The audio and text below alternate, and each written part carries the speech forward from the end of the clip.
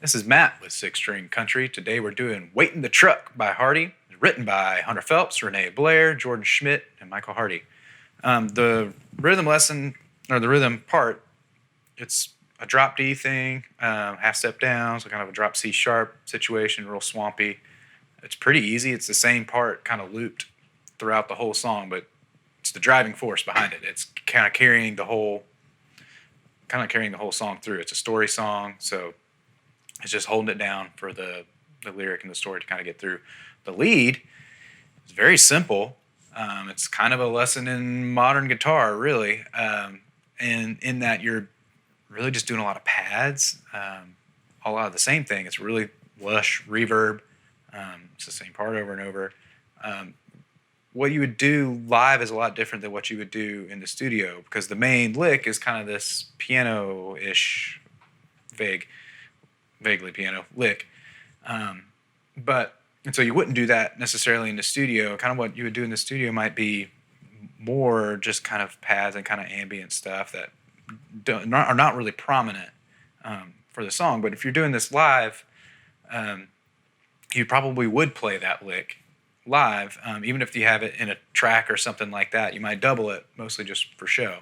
And it's real simple, but it's really important to the song. So let's jump in and figure it out.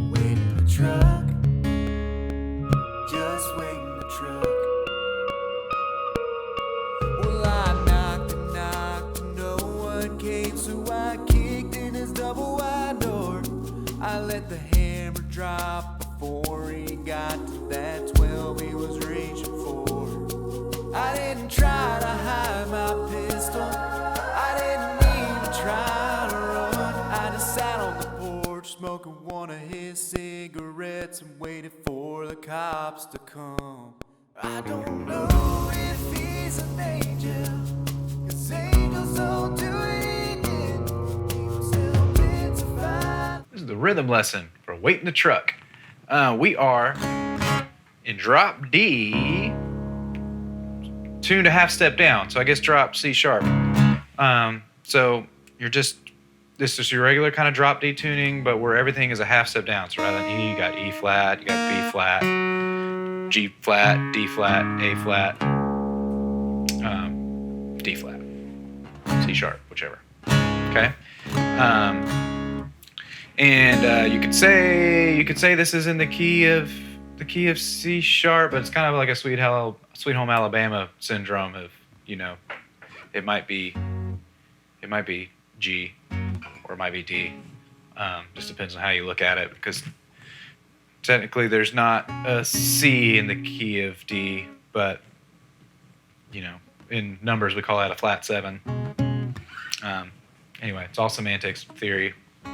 We're going to call it the key of D just for simplicity. That's the first chord of the song, okay? We're playing at those kind of big strums right before the big last outro kind of thing. The only thing that you're going to change is that'll be your C. So rather than adding that second fret there, it's just going to be open.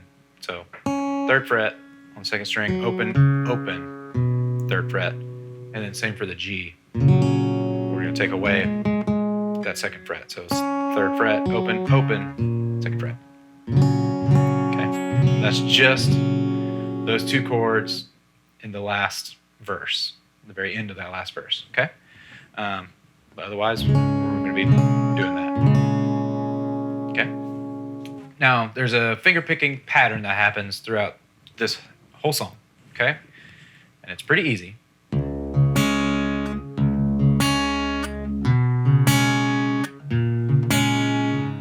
let's do it the tempo. Okay, let's just do the intro. It's all the same. 1, 2, 3, 4.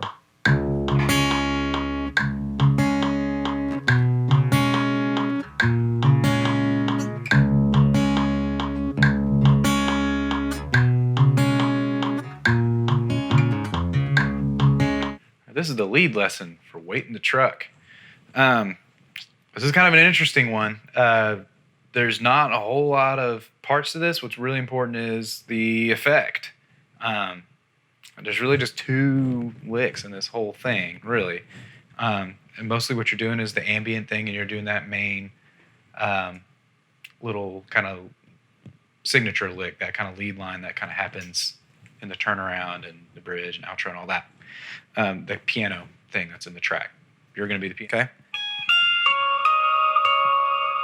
Okay.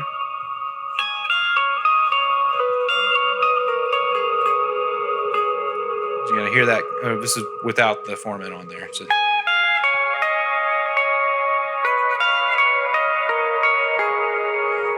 that would work too. Like that kind of reverb kind of gives it a nice kind of sparkle as well. So it's not to say that that wouldn't work, but if you've got this effect to kind of lay on there too, it just kind of gives it another little twist.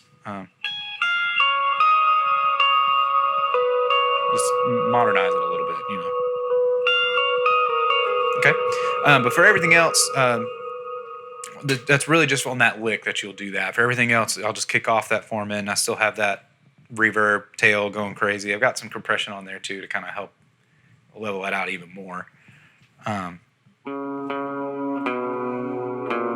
you'll kind of have the fade out to yourself where you're doing that lick.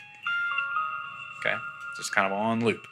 So let's play these couple of licks to tempo before we do the jam along here. Here's the main lick. 1, 2, 3, 4.